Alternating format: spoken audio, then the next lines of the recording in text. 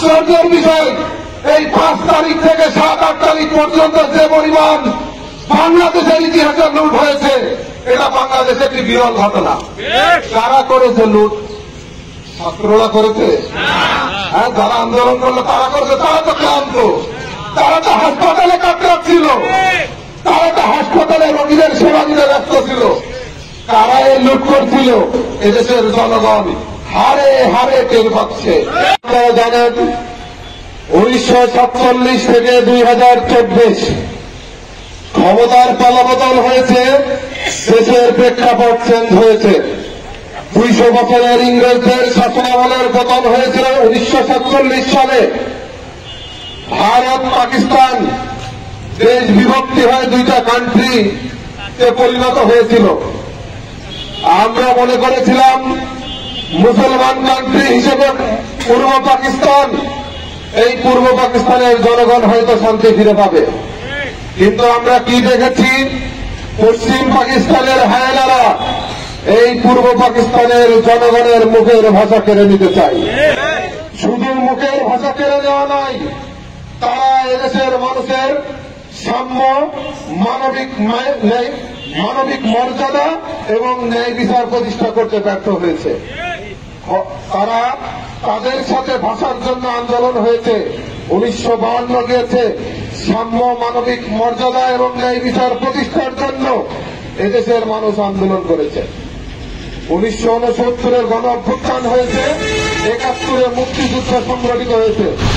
71 মুক্তিযুদ্ধের পরে আমরা কি দেখেছি?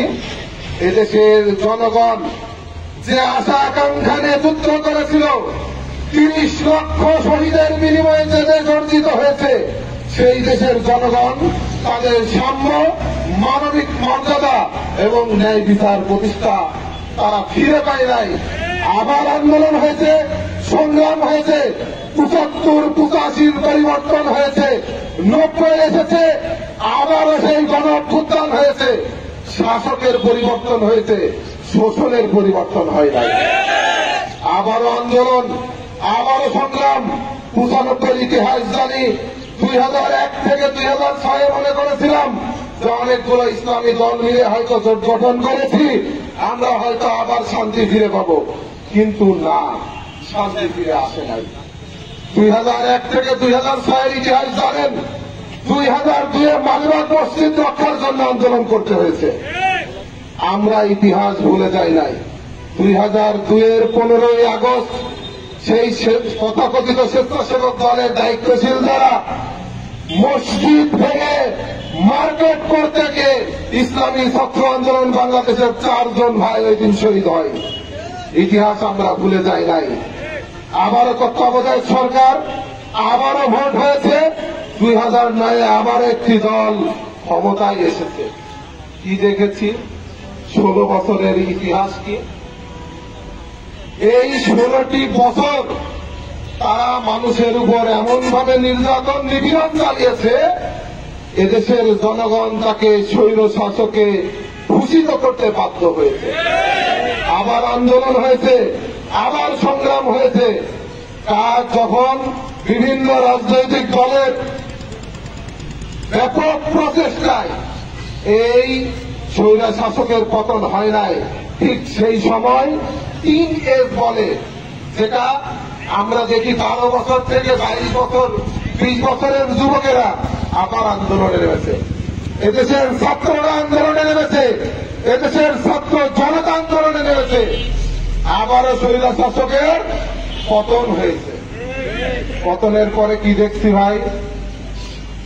আজকে 1 মাস 1 দিন কি কাঙ্ক্ষিত সেই শান্তি, কাঙ্ক্ষিত মুক্তি কি ফিরে এসেছে? আমরা কি দেখছি?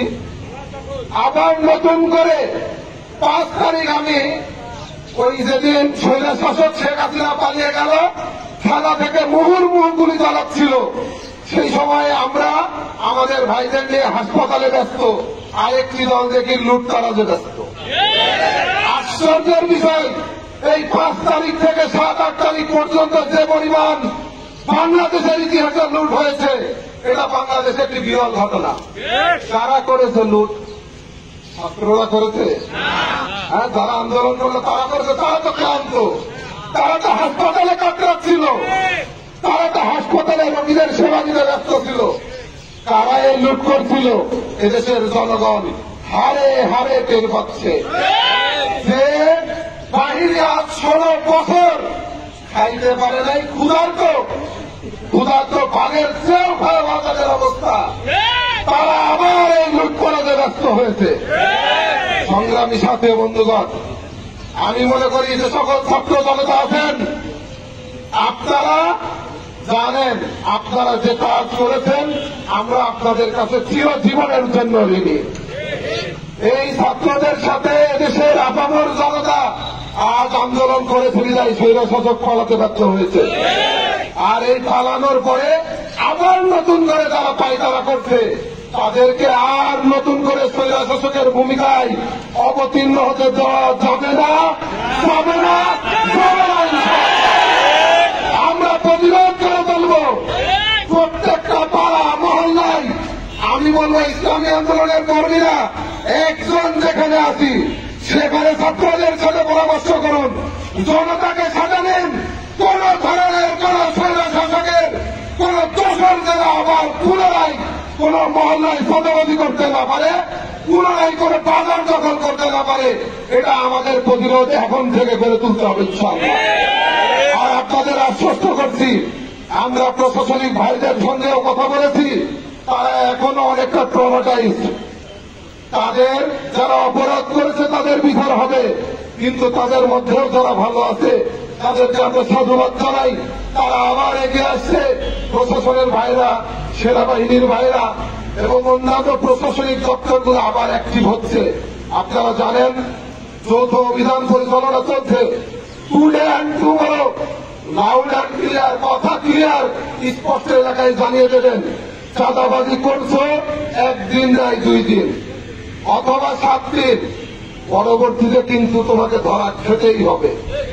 16 বছরের স্বৈরশাসক পালানোর পথ হচ্ছে, আর 16 বছরের ক্ষুধার্ত, 16 বছর যাকে পাওয়া যায় নাই সে এখন এসে নতুন করে স্বৈরতন্ত্র চালু করবে, আর এদেশের জনগণ মেনে নেবে না, হতে পারে না।